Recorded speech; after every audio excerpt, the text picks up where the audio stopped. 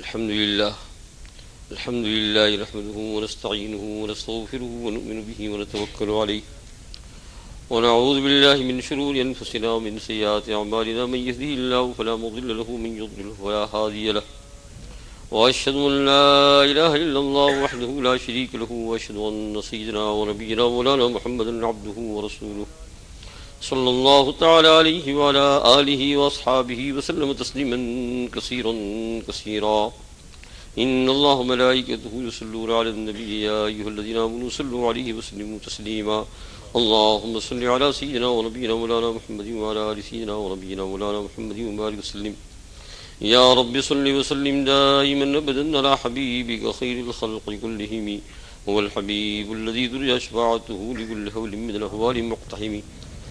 آپ بزرگوں کی خدمت میں گزشتہ کل جو ہے یہ عرض کر رہا تھا کہ وہ جنوبی افریقہ ساؤتھ افریقہ کے میں وہ ایک جو ہے درخت پودا چھوٹا سا جو ہوتا ہے تو کہتے ہیں بہت خوبصورت بڑا عظیم الشان، دیکھتے ہی انسان کا جی چاہے کہ اس کی پتیاں توڑ لے، اس میں سے کچھ تھوڑا توڑ، اتنا خوبصورت پودا جنگلوں میں ہوتا ہے. وہاں افریقہ میں جو ہے بڑے بڑے جنگل ہیں، پورے جو ہے بر اعظم افریقہ جو ہوتا ہے بڑے بڑے جنگلات ہیں. آپ نے دیکھا ہوگا، میں بھی جو ہے ان جنگلوں کے اندر بہت سی مرتبہ گھما ہوں، دیکھا ہے. تو وہ اتنا خوبصورت پودا، تو میں نے کہا وہ ٹرین جا رہی تھی تو راستے میں کھڑی ہو گئی اور نماز پڑھنے کے لیے اترے تو اس میں ایک بزرگ عالم تھے، وہ باہر سے تشریف لائے تھے. تو وہ جو ہے ایک دم اتر کر وہ سیدھے پودے کی طرف جانے لگے. بڑا خوبصورت ہے، ایک نئی چیز نظر آتی ہے. ایک دم وہ ہاتھ لگانے والے تھے کہ سارے لوگ جو ساتھی تھے وہاں جنوبی افریقہ کے، وہ ایک دم چیخ پڑے، نہیں نہیں نہیں نہیں نہیں. ان کا ہاتھ پکڑ لیا اور کہا آہستہ پڑے زور سے. انہوں نے کہا کیا ہو گیا میاں؟ کہا کہ یہ پودا جو ہے نا اتنا سخت زہریلا ہے کہ جو آدمی اس کو ہاتھ لگا دیتا ہے تو بچھو کی طرح اس کے بدن میں زہر چڑھتا ہے، بچھو کی طرح لگانے سے یہ بچھو کی طرح. ایسے بعض پودے تو وہ ہندوستان میں بھی ہے جس میں اگرچہ وہ زہر کی بات تو نہیں ہے لیکن ہوگی بھی شاید. وہ کہتے ہیں اسے کہتے کوچ، یاد ہے کوچ. ہم نے سنا بچپن کے اندر کہ جو ملا جی بہت مارے تو بچے لوگ کوچ لے آتے تھے اور وہاں بیٹھنے کی جگہ پر لگاتے تھے. وہ بیچارہ تھوڑی دیر کھجلا کر بھاگ جاؤ گھر.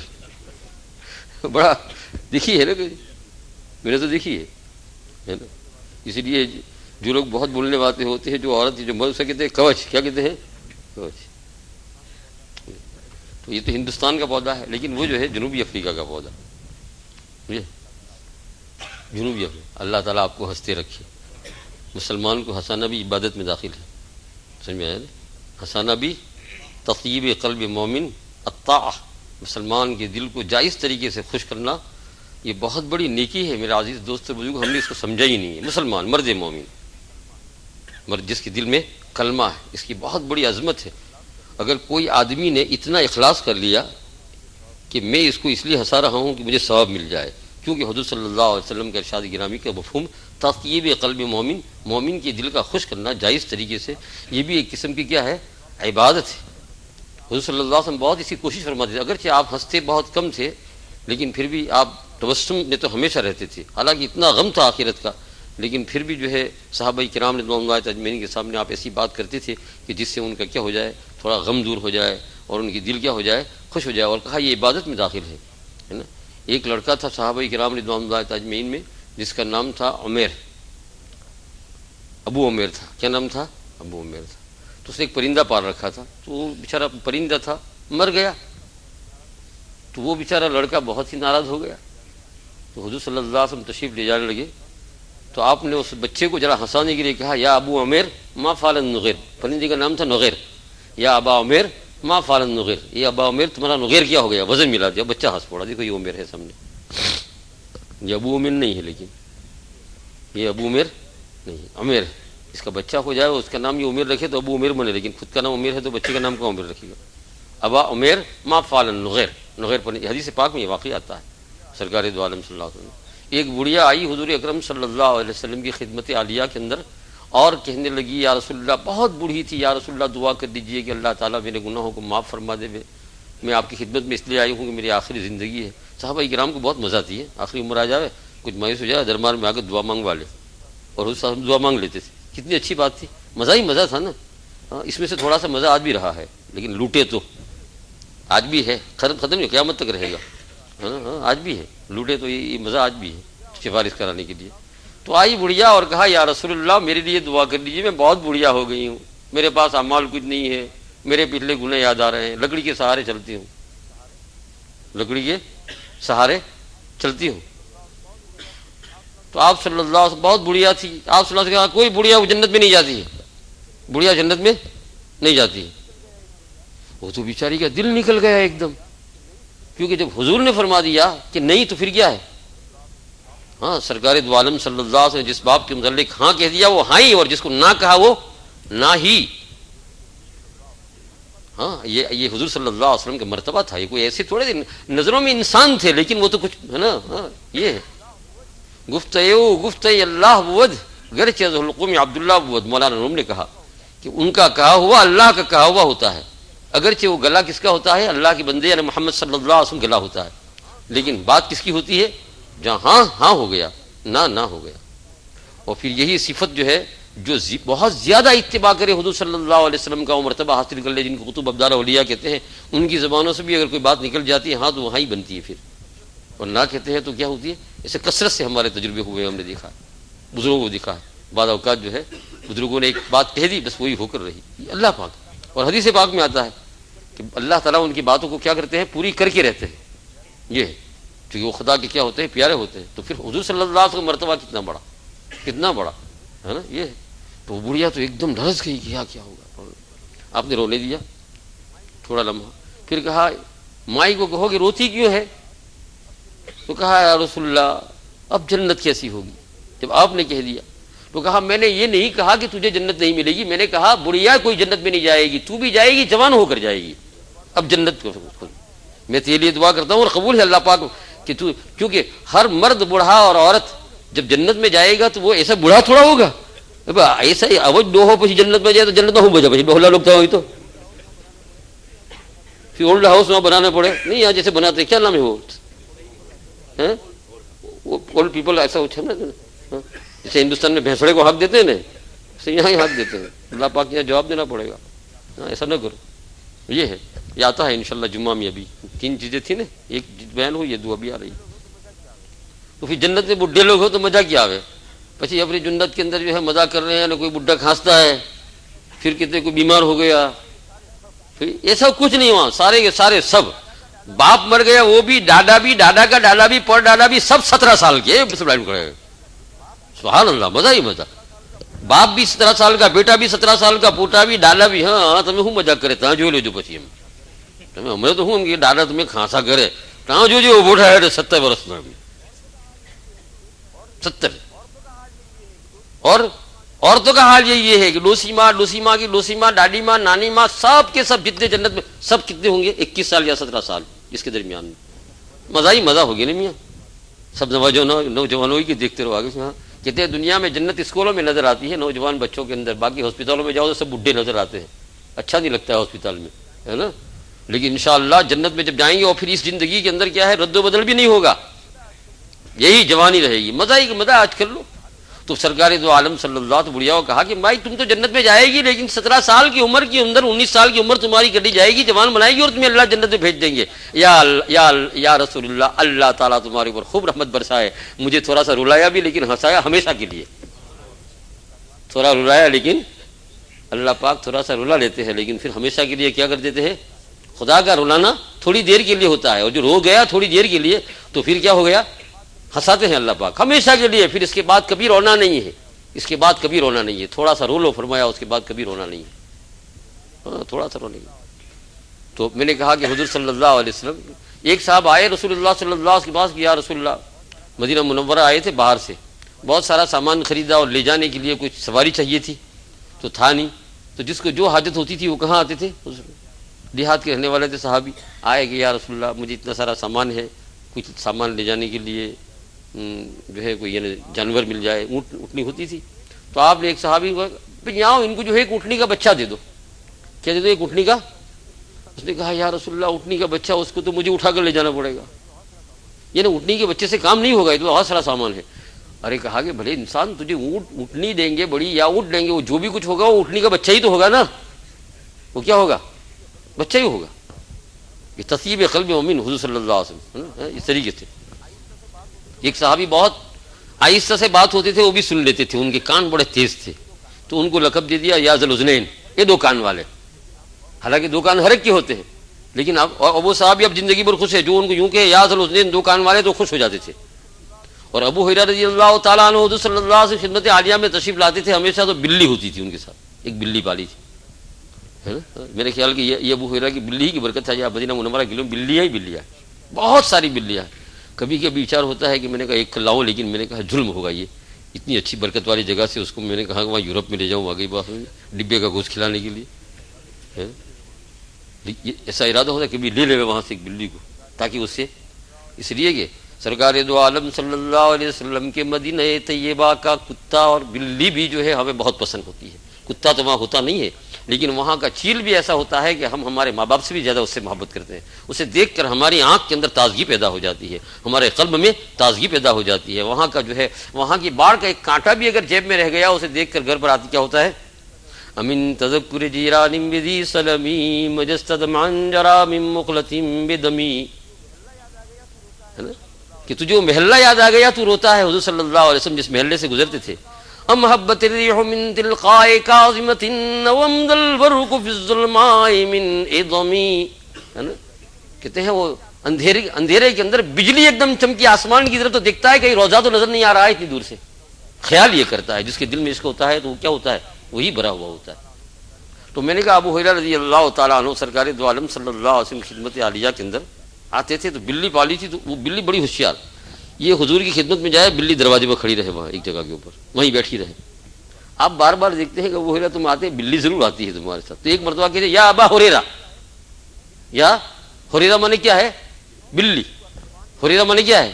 بلی۔ بلی کو عربی زبان میں ہریرتن بھی کہتے ہیں، سنور بھی کہتے ہیں، اور ہریرہ بھی کہتے ہیں۔ ابا ہریرہ مانے بلی کے باپ، آپ نے کہہ دیا یا ابا ہریرہ، یہ بلی کے باپ۔ اب تمام سیاہ ستہ، بخاری شریف، مسلم شریف، انا ابی ہریرہ انا ابی ہریرہ انا ابی ہریرہ، یہ بلی کے باپ سے، بلی کے باپ سے، بلی کے باپ سے روایت ہے۔ نام کس نے دیا؟ تمام، کیونکہ وہ پسند نہیں کرتے تھے کہ ان کو ابو ہریرہ کے علاوہ اور کوئی لقب تم دو۔ تو بخاری شریف، مسلم شریف میں بہت زیادہ روایتیں ہیں، جہاں بھی آپ دیکھو ابو ہریرہ رضی اللہ تعالیٰ عنہ قال قال رسول اللہ صلی اللہ علیہ وسلم، ابو ہریرہ، یہ حضور صلی اللہ علیہ وسلم کی طبیعت کے اندر کیا تھی۔ لیکن اس میں کیا ہونا چاہیے؟ تطیب قلب۔ دوستو بزرگوں، بات تو آئے گی اور وقت زیادہ نہیں لوں گا، لیکن بات آ گئی تو اب چکتا نہیں ہوں، بتا دوں۔ یہ تطیب قلب مومن، قلبن کا معنی کیا ہے؟ تطیب کا معنی کیا ہے؟ خوش کرنا، طیب سے خوش کرنا، تطیب عربی والا کہتے ہیں باب تفیل کا صیغہ ہے۔ تطیب قلب مومن، مومن کے دل کو خوش کرنا۔ سرکار دو عالم صلی اللہ علیہ وسلم خالی اس کو جائز طریقے سے خوش کرنا، ناجائز نہیں، جائز طریقے سے خوش کرنا، یہ عبادت میں داخل ہے۔ اور بعض اوقات جس کی نیت بالکل صحیح ہوتی ہے کہ میں مومن کا دل خوش کرتا ہوں، اس کو ہنساتا ہوں، تھکا ہوا ہے بیچارہ یا غمگین ہے، تو پھر کیا ہو جاتا ہے؟ فرمایا اسی ایک چیز کے بدلے میں اللہ تعالیٰ اس کے لیے جنت واجب کر دیتے ہیں۔ سرکار دو عالم صلی اللہ علیہ وسلم بیت اللہ شریف کا طواف فرما رہے ہیں، سرکار مزہ ہی مزہ ہوگا نا، صحابہ کو، سارے صحابہ بھی طواف فرما رہے ہیں۔ آگے آگے اللہ اور اللہ کے رسول کہتے ہیں اللہم لبیک لا شریک لک لبیک، کیا آواز نکلتی ہوگی حضور کی، یا اللہ کہیں سے مل جائے تو ہم مر جائے، آگے بات سنیں کیا آواز نکلتی ہوگی سرکار دو عالم، لبیک اللہم لبیک لبیک لا شریک لک لبیک ان الحمد والنعمت لک والملک لا شریک لک۔ کون بول رہے ہیں؟ سرکار دو عالم صلی اللہ علیہ وسلم، ہے نا؟ بیت اللہ شریف کو دیکھ کر پھر جب بیت اللہ شریف کا طواف شروع ہوتا ہے تو یہ لبیک کیا ہوتا ہے؟ بند ہوتا ہے۔ آپ پھر طواف میں شروع ہوتے ہیں اور پھر دعا مانگتے ہیں اور اللہ کو پکارتے ہیں اور دعائیں پڑھتے ہیں، صحابہ کرام پیچھے پیچھے ہیں۔ عبداللہ ابن مسعود رضی اللہ تعالیٰ عنہ جلیل القدر صحابی، بہت بڑے، یہ اکثر اوقات کے اندر چاہتے یہ تھے کہ میں حضور کے ساتھ رہوں، پیچھے پیچھے کہیں نہ کہیں رہوں، اور ہر ایک صحابی یہ چاہتا تھا، لیکن یہ اپنی کوشش میں کامیاب یوں ہوتے تھے کہ ان کے پاس علم بہت بڑا تھا اور یہ خادم خدمت بھی کرتے تھے انس بن مالک رضی اللہ تعالیٰ عنہ کی طرح، انس رضی اللہ تعالیٰ انس بن مالک انس رضی اللہ تعالیٰ کی طرح رات کو تہجد کی وقت پانی کا لوٹا بھی بھرتے تھے، مسواک بھی عطا فرماتے تھے، نعرین مبارک بھی رکھتے تھے، ماشاء اللہ یہ لوگ ان لوگوں کو تو کیا ہوا ہے، دنیا میں ہی جنت کے اندر مالک ہو گئے یہ لوگ، تو یہ چاہتے تھے قریب قریب ہوں۔ اب سرکار دو عالم صلی اللہ علیہ وسلم کے احرام باندھا ہوا ہے نا، یہ اوپر نیچے کیا نورانی شکل ہوگی، بیت اللہ تیرے اندر بھی نور آ گیا میرے نبی کے آنے سے، ہائے ہائے ہائے ہائے ہائے ہائے ہائے ہائے ہائے، کیا سما اور کیا منظر ہوگا۔ بیت اللہ تیرے پردوں کے اندر، تیری اینٹوں کے اندر بھی نور آ گیا میرے نبی کے تیرے طرف چکر لگانے سے، اور حجر اسود تو جو ہے تو اندر سے کودتا اور ناچتا ہوگا جب میرے نبی تجھے بوسا دیتے ہوں گے تو، ماشاء اللہ کیا حال ہوگا بیت اللہ شریف کا جب سرکار دو عالم صلی اللہ علیہ وسلم طواف فرما رہے ہیں اور صحابہ پیچھے پیچھے اور آپ طواف فرما۔ عبداللہ ابن مسعود رضی اللہ تعالیٰ عنہ پیچھے پیچھے کوشش کر رہے ہیں بالکل، اور پیچھے پیچھے ہی ہے، ہر ایک چیز کو دیکھ رہے ہیں، نوٹ کر رہے ہیں، دیکھ رہے کیوں کہ آگے امت تک مسائل سارے پہنچانا ہے نا، کہ آپ نے طواف کیسے فرمایا، کیا دعائیں پڑھی، آپ کیا طریقہ کیا تھا، ہے نا۔ یہ عباد علیہ ثلاثہ صحابہ کرام میں علماء تھے، ثلاثہ مانے تین، اور عباد اللہ جمع ہے عبداللہ کی، تین عبداللہ رضی اللہ تعالیٰ عنہ اجمعین، میں نے آپ پہلے کہہ دیا، عبداللہ بن عمر رضی اللہ تعالیٰ عنہ، عبداللہ بن عباس رضی اللہ تعالیٰ عنہ، اور عبداللہ بن مسعود رضی اللہ تعالیٰ عنہ۔ یہ تین عباد علیہ ثلاثہ، ان کو آج کی اصطلاح میں فقہاء کرام کتابوں میں اکثر یا کہتے ہیں ہاکذا قال عبادۃ الثلاثہ، جب کسی قول کے اندر یہ تینوں عبداللہ متفق ہو جائے تو کہتے ہیں ہاکذا قال، ہے نا، عباد علیہ ثلاثہ تین عبداللہ۔ تو عبداللہ ابن مسعود رضی اللہ عنہ جل قدر صحابی ساتھ ساتھ ہیں، حضور صلی اللہ علیہ وسلم طواف کر رہے ہیں، طواف کرتے کرتے حضور صلی اللہ علیہ وسلم بیت اللہ شریف کو خطاب کرتے ہیں، اے بیت اللہ تیرا کتنا تقدس ہے، تو کتنا بڑا ہے، تیری کتنی بڑی عزت ہے، تجھے اللہ نے کیا مرتبہ دیا، اے بیت اللہ تجھے کتنا اللہ نے مرتبہ، ہائے ہائے، خطاب کر رہے ہیں کتنا تیرا مرتبہ ہے۔ عبداللہ ابن مسعود سن رہے ہیں، پھر تھوڑی دیر ہوئی، آگے چلے حضور صلی اللہ علیہ وسلم، مثال کے طور پر حجر اسود سے یہ کہہ کر پھر جب گویا کہ حتیم کی طرف آپ پہنچے طواف کرتے ہوئے کہیں یعنی کسی بھی جگہ پر، پھر آپ کہتے ہیں اس کے بعد تھوڑے سے وقت کے بعد، اے بیت اللہ تیری بے شک اتنی تقدس ہے، تیری بہت عزت ہے، تیرا بہت بڑا مقام ہے، لیکن تجھے ایک بات بتاؤں، تو بھی یاد رکھ لے کہ ایک چیز تجھ سے بھی بہتر ہے۔ عبداللہ ابن مسعود کہتے ہیں میں چونک پڑا، ہائے یہ کیا ہوگا، ہائے یہ کیا ہوگا، میں چونک پڑا ایک دم، کہ سرکار کہتے ہیں پہلے تو یوں عرض کیا آپ نے کہ تیرا تقدس بیت اللہ خدا کے گھر اتنا بڑا ہے، اتنا بڑا تیرا مقام ہے۔ پھر کچھ وقفے کے بعد عبداللہ ابن مسعود تحریر لکھ رہے ہیں جو حضور صلی اللہ علیہ وسلم فرماتے ہیں، وہ حدیث پاک کہتے ہیں، یہ حدیث پاک میں ہے، یہ ابن ماجہ کی روایت ہے، حدیث پاک کے اندر جو ابن ماجہ کی کتاب ہے اس میں یہ روایت ہے، ان عبداللہ ابن مسعود کر کے روایت ہے، انہوں نے وہیں سے نوٹ کیا اور آ گئی سیاہ سیتا میں۔ تو تھوڑی وقفے کے بعد کہتے ہیں، اے بیت اللہ لیکن میں تجھے بتاؤں کہ ایک چیز وہ بھی ہے اس عالم کے اندر کہ جو تجھ سے بھی جو ہے زیادہ فضیلت والی ہے۔ وہ فرمایا تو جانتا ہے کون ہے؟ فرمایا وہ لا الہ الا اللہ محمد رسول اللہ کہنے والے مومن کا دل، لا الہ الا اللہ محمد رسول اللہ کہنے والے کا، اس کی عزت، آبرو، اس کا مال اور اس کی جان، تین چیزیں آپ طواف میں فرما رہے ہیں کہ لا الہ الا اللہ محمد رسول اللہ کہنے والے کی عزت، اس کی جان اور اس کا مال، یہ تینوں چیز آئی ہے روایت میں کہ اے بیت اللہ یاد رکھ لے اس کی فضیلت، یعنی اس مرد مومن کے قلب کی فضیلت تو اس سے بھی زیادہ ہے، کہ اگر کوئی اس کے اندر ہاتھ ڈالے گا تو ایسا سمجھو کہ اس نے بیت اللہ کو اٹھا دیا، بیت اللہ کو خراب کرنے کی کوشش کی، بلکہ اس سے بڑھ کر ایک چیز کو خراب کرنے کی کوشش کی۔ یہ ہے ترتیب قلب مومن۔ اس لیے بات میں بات آ گئی تو میرے دوست اور بزرگ اس کا بہت خیال کر لو، مسلمان کسی بھی حالت کے اندر ہو، لا الہ الا اللہ محمد رسول اللہ پڑھنے والا ہو، اپنے دل کے اندر سوچ ساچ کر اس کی عزت پیدا کرو، کسی بھی لائن کا ہو، وہ ایک مرتبہ آپ کو کچھ بھی کہہ دے، اس اپنے دل میں اس ہرگز بلا وجہ تکلیف نہ پہنچا۔ وہ لوگ جنت میں اور قبر کے حساب میں بڑے آسان اور ہلکے ہوں گے جنہوں نے دنیا کے اندر مومنوں کو ستایا نہیں، بہت ہلکے ہوں گے، بہت ہلکے ہوں گے۔ تو یہ ترتیب قلب مومن پر بات آئی تھی، اور اس پر سے بات آئی تھی کہ میں نے کہا کہ کوچ کے اوپر آپ ہنس رہے تھے، کس کے اوپر؟ تو میں نے جان بوجھ کے ہنسایا نہیں، اللہ تعالیٰ نے بات میں یہ ڈال دی کہ یہ نیکی بھی بیٹھ کر حاصل کر لو، اتنے سارے کلمہ پڑھنے والے بیٹھے ہوئے ہیں، اگر تو ایک بات کہہ دے اور یہ لوگ خوش ہو جاوے، ہنس دے جائز اور حدیث کی بات، تو پھر جو ہے تیرا بھی کام بن جائے نا، تیرا بھی کیا ہو جائے، کام بن جائے۔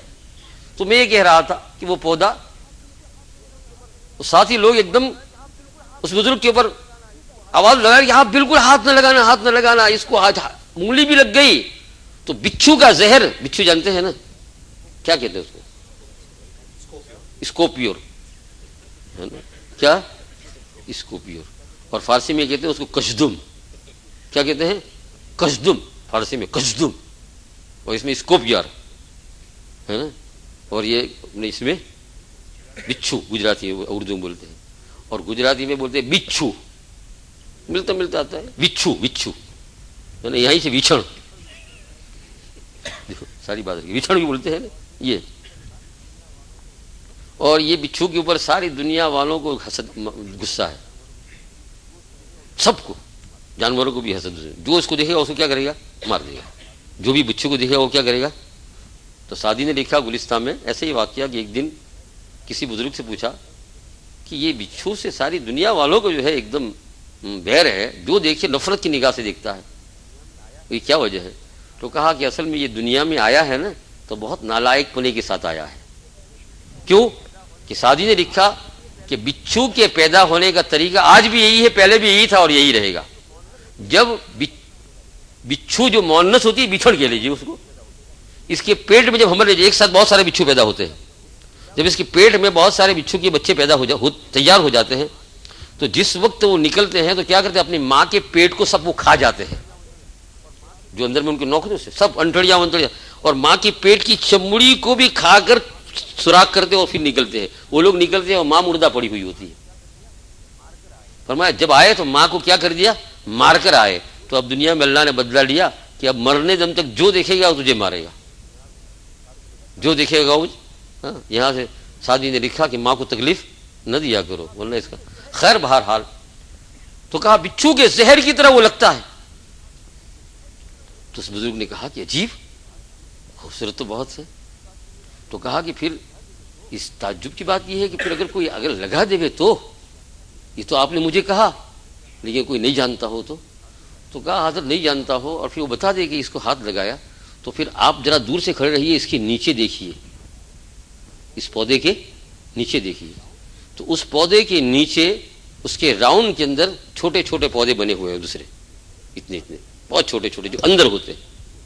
کہا کہ اگر کوئی یہ آدمی لگا دے تو اس کو زہر کو اتارنے کے لیے پھر اس پودے کو بہت ہوشیاری سے نکال کر پھر اس کو گھسا جائے گا تو یہ زہر اتر جائے گا، یہ زہر فوراً اتر جائے گا۔ لیکن جس کو یہ معلوم نہیں ہوگا تو وہ زندگی پر کیا رہے گا، پریشان، کھجلی اور اس میں سے بیماریاں پھر۔ لیکن اس کو جو جانتا ہوگا تو کہا آپ دیکھیے، تو دیکھا تو واقعی نیچے لگے ہوئے ہیں۔ کہا یہ اس کا گویا یہ زہر ہے اور یہ اس کا کیا ہے، تریاق، یہ زہر اور یہ تریاق۔ ہمارا گناہ زہر ہے جہنم میں جانے کے لیے اور اس کا تریاق توبہ اللہ نے پیدا فرمایا ہے۔ بات مجھے یہ سمجھانا ہے، گناہ جو ہے وہ کہاں ہے، زہر ہے، گناہ والی زندگی زہر ہے، لیکن لگ گیا چھٹا نہیں ہے۔ فرمایا تریاق کیا ہے، تریاق جانتے ہو نا، اس کو دور کرنے کا توبہ۔ اسی لیے اللہ جل شانہ نے دنیا کو سٹارٹ کیا، شروع کیا، اس کا اُدگھاٹن کیا، تو سب سے پہلے یہ عمل سامنے لائے کہ انسان کو پیدا کر رہا ہوں، گناہ کرے گا۔ تو آدم علیہ السلام سے اللہ جل شانہ نے اپنی حکمت سے گناہ تو نہیں کہی ہے، لیکن ایک چیز کرائی جس کو لغزش کہتے ہیں، ایک چیز کرائی کہ آدم جو ہے اس گیہوں کے دانے کو نہ کھانا، اور آدم علیہ السلام نے کھا لیا۔ ہو گئی بات، ابھی ختم، اللہ نے منع کیا، آدم نے کھا لیا، ہے نا، وَعَصَىٰ آدَمُ رَبَّهُ فَغَوَىٰ۔ تو پھر کیا ہوا، تو اللہ جل شانہ نے آدم علیہ السلام کے دل میں ایک تریاق ڈال دیا یہاں سے ہی، تاکہ یہ سارا پریکٹیکل ہو جائے۔ کیا ہو جائے، پریکٹیکل ہو جائے کہ آدم کیا کرو گے اب، اللہ تو ناراض کہ تم نے، اللہ نے کہا مت کھاؤ اور تم نے کھا لیا، تو آدم کرو گے کیا اب۔ تو آدم کیا کرتے بیچارے، اللہ نے دل میں تریاق ڈالا، تو جب کہا کہ کیوں کیا آدم بھائی، میں نے منع کیا تھا، کیوں کیا، تو کوئی آرگیو نہیں کیا، بلکہ کیا کر دیا، آنکھ سے آنسو بہانے لگے اور زبان سے کہنے لگے ربنا ظلمنا انفسنا وان لم تغفر لنا وترحمنا لنكونن من الخاسرین۔ یہ مولا کریم میں نے اپنی جان پر ظلم کر لیا ہے، بات سیدھی سی ہے کہ اگر آپ نے مغفرت نہیں کی تو ہم مر جائیں گے، خلاص ہلاک ہو گئے۔ اور آنکھ سے آنسو، اور بار بار اس کو پڑھتے جاتے ہیں۔ حق تعالیٰ جل شانہ کی رحمت کو جوش آ رہا ہے، اور اللہ جل شانہ کیا کرتے، فتاب علیہ، توبہ قبول کر لی۔ دنیا میں جو بھیجا تو اس گناہ کی وجہ سے نہیں بھیجا، وہ تو بھیجنے والے تھے ہی، گناہ تو وہی معاف، فتاب علیہ کا اعلان ہو گیا۔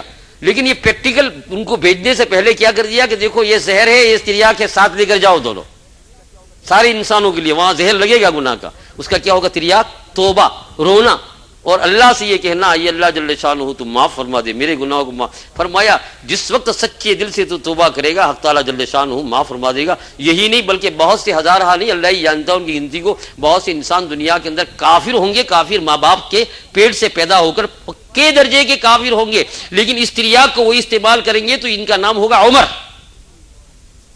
رضی اللہ تعالیٰ عنہ، ہے نا۔ میرے صدیق نہیں کہا کیونکہ انہوں نے کبھی پرستش بت کی نہیں، آتا ہے نا، لیکن عمر رضی اللہ تعالیٰ عنہ نے حضور صلی اللہ علیہ وسلم کی گردن لینے کے لیے جا رہے ہیں، لیکن یہ تریاق استعمال کر لیا تو کیا ہو گیا، تو کہا عمر ایسے عمر ہو گئے کہ اللہ جل شانہ کی رسول صلی اللہ علیہ وسلم دنیا میں خوشخبری دے دی کہ عمر جنتی ہے، سبحان اللہ، بالکل جنتی، عمر جنتی۔ اور کتنے صحابہ اس میں ایسے بھی آ گئے جن کا نام دہیہ قلبی جیسے ہے۔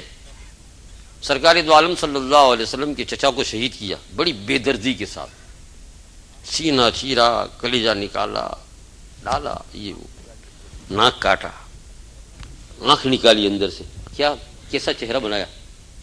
اسی لیے تو جب غزوہ احد کے اوپر جاتے ہیں اور قصیدہ بردہ کا یہ شعر ہم پڑھتے ہیں، صلی یا رب علی عطرتہ الطاہرتی وعلی الصحب مع الحمزة والعباس رضی اللہ تعالی عنہم اجمعین، یہ اللہ خوب رحمت برسا۔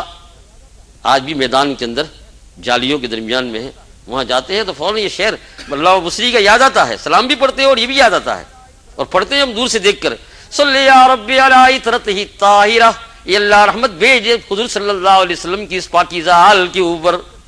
عطرتن منے دیکھ کر، قبر دیکھ کر کہ کیسا کیسا حال بنایا، صلی یا رب علی عطرتہ الطاہرہ وعلی الصحب مع الحمزة والعباس، حمزہ اور عباس کی قبر کے اوپر مولا کریم نور ہی نور برسا۔ کتنا ڈٹی کام کیا۔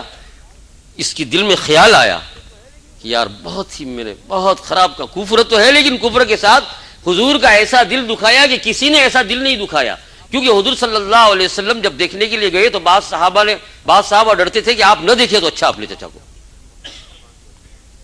لیکن آپ نے اپنے دل کے اوپر پتھر باندھے امت کے لیے اور اپنے چچا کو دیکھا، آنکھ سے آنسو بہ رہے تھے، لیکن ماں نے آپ نے فرمایا اگر کی عورتوں کہہ دو کوئی ادھر نہ دیکھے، بہن بھی نہ آئے، پھوپھی بھی نہ آئے، کوئی دیکھے نہیں، تم دیکھ نہیں سکتی ہے، تمہارا کلیجہ نکل جائے گا جو دشمن نے ایسی حالت بنائی۔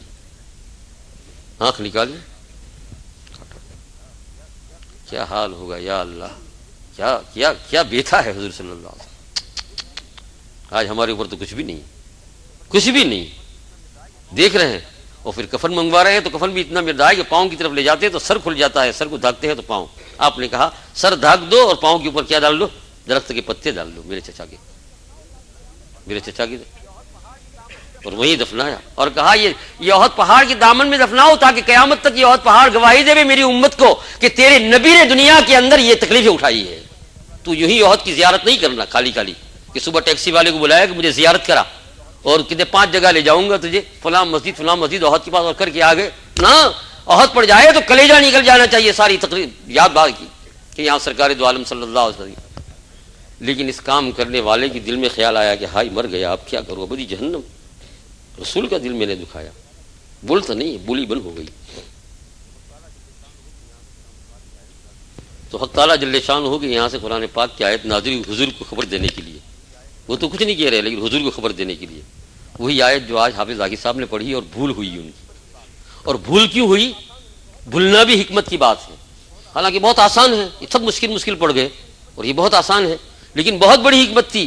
کیوں حکمت تھی؟ اس لیے کہ اس بھول کے ساتھ اللہ جل شانہ نے مجھے ہلا دیا۔ کیا ہلا دیا؟ کہ اللہ اس میں فرماتے ہیں اللہ سب معاف فرماتے ہیں، لیکن یاد کر کے اگر اللہ نہیں معاف کرے تو تیرا کیا ہوگا؟ اگر ایسا اعلان ہوتا کہ میں نہیں معاف کروں گا تو کیا اعلان ہوتا؟ کیونکہ انہوں نے جو ہے لا پڑھا اور لا نہیں ہے، قل یا عبادی الذین اسرفوا علی انفسہم لا تقنطوا من رحمت اللہ ان اللہ یغفر الذنوب، اور یہ کیا پڑھے؟ ان اللہ لا یغفر پڑھے۔ تو بھول بھی حکمت تھی، اللہ تعالیٰ اندر دل ہلا رہے ہیں کہ اگر خدا اعلان یہ کر دے گا معاف نہیں ہے تو مر جاتا، تو اللہ یہ اعلان کر دیتا گا جو گناہ ایک مرتبہ تجھ سے ہو گیا تیرے اوپر اتنے دن سانپ لٹکیں گے ہی، چاہے تو توبہ کرے یا نہ کرے تو کیا ہو جاتا ہمارا حال؟ مر جاتے، کھانا بھی ہمارا اچھا نہیں، لیکن اعلان آ رہا ہے۔ اب وہ یہ قاتل دہیا رضی اللہ تعالیٰ عنہ بنے، سوچ رہے ہیں کیا ہوگا میرا، میں نے حضور کے دل کو دکھایا، باقی صحابہ تو کفر کیا، شرک کیا، ایمان لے آئے، لیکن میں نے، اور کسی صحابی نے کسی کو قتل کیا کسی، لیکن میں نے تو حضور کا ایسا دل دکھایا کہ آج تک پچھلی امت کے اندر بھی جو ہے کسی نے کسی نبی کا دل نہیں دکھایا۔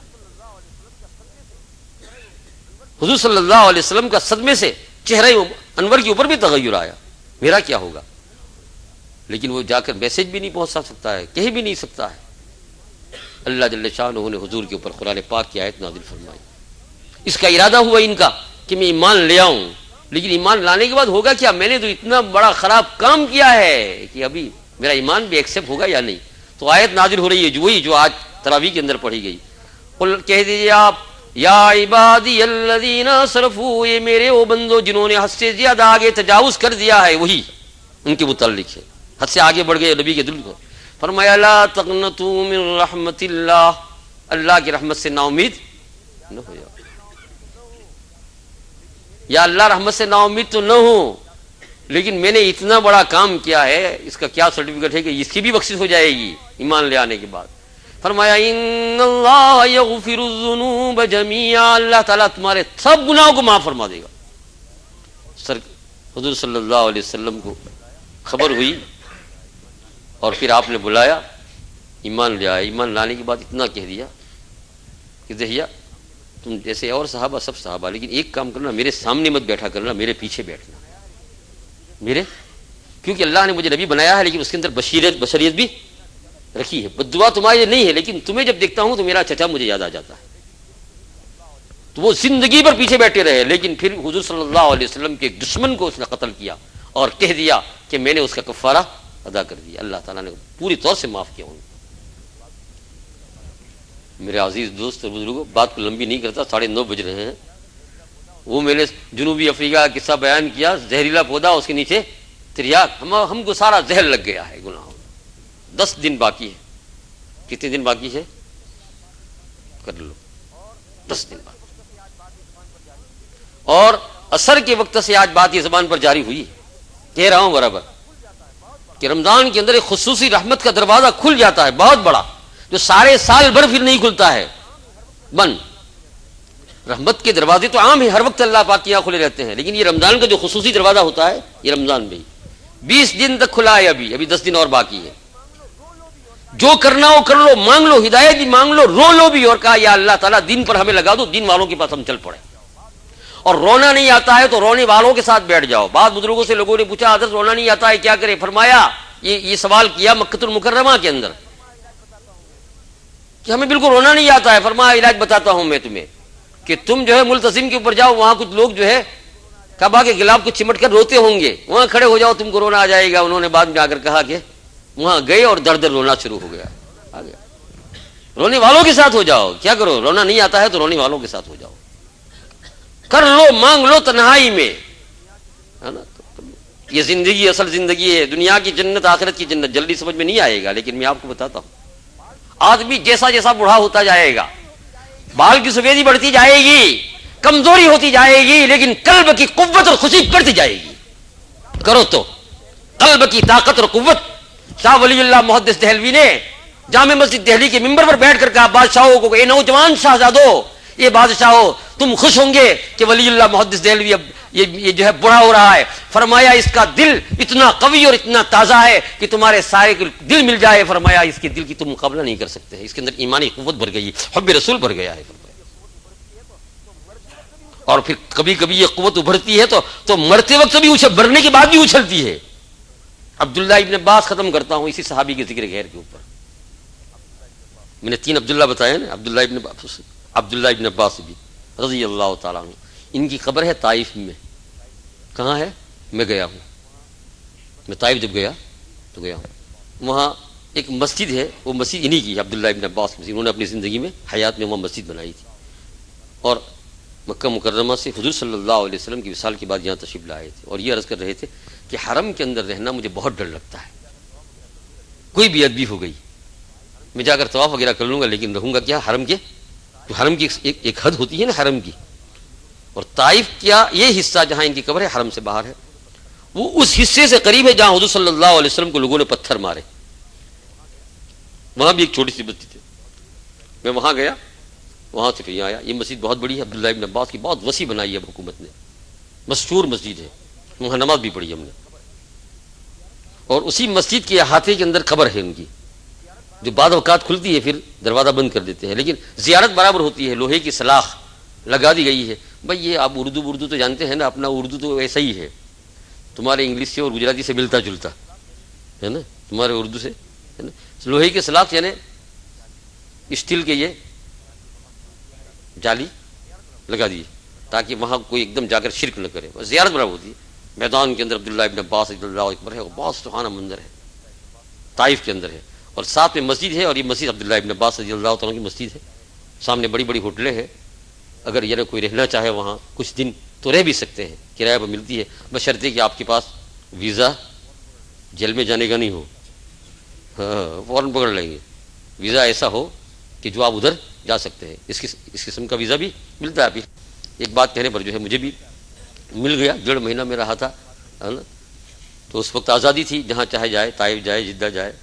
تو طائف چلے گئے ہم لوگ, وہاں ہوٹل بھی ہے, رہنا ہے 2-4-5 دن تو رہ بھی سکتے ہیں. عبداللہ ابن عباس رضی اللہ تعالیٰ کی قبر مسجد برکت, بڑے جلوہ صحابی ہے. ان کا انتقال جو ہے ظاہری بات ہے کہ جب طائف میں قبر ہے تو انتقال کہاں ہوا؟ طائف میں ہی ہوا نا.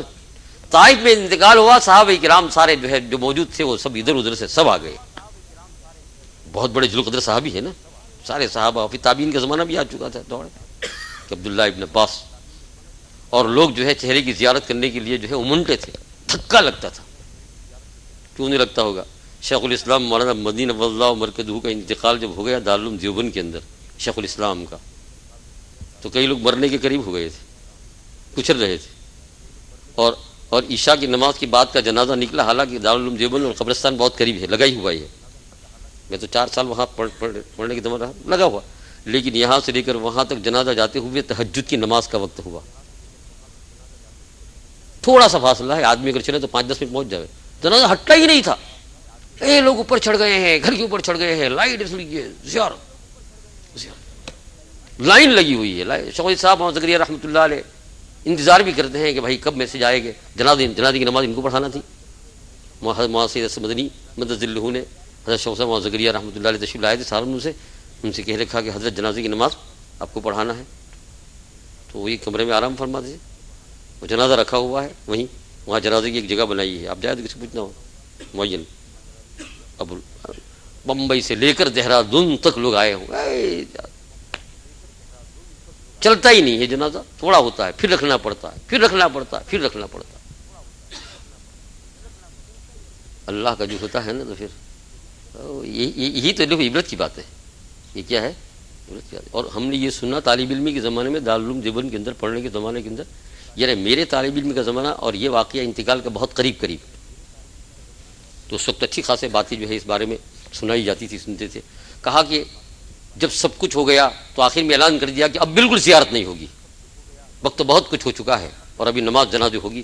اور شیخ کو بلانے کے لیے گئے, شیخ صاحب محمد زکریا رحمۃ اللہ علیہ, وہ وہاں سے تشریف لائے.